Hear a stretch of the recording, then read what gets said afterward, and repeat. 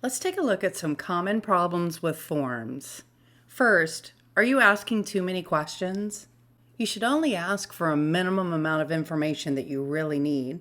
Asking too many questions can cut down on the number of people that will submit a form.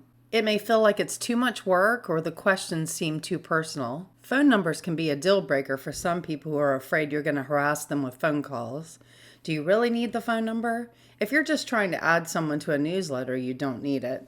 Have you been asking people, how did you hear about us? It's great information to know where your leads are coming from, but it isn't necessary on that initial contact. Take a minute to reanalyze all the forms on your site.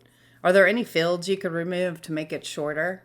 The next thing to check is, are your forms even working? Are you getting the email when a form is submitted? If you normally get 1 to 2 leads a day and suddenly you haven't received anything in a week, it may be time to check your forms by testing them yourself. Once you test the form and hit submit, make sure you're getting the message sent notification. If there is a problem, this is the first place to look. The error message may give you a clue as to what the problem is. Some other common issues are maybe the form plugin has an update that needs to be done. If you're using WordPress, the from email needs to be using the domain email.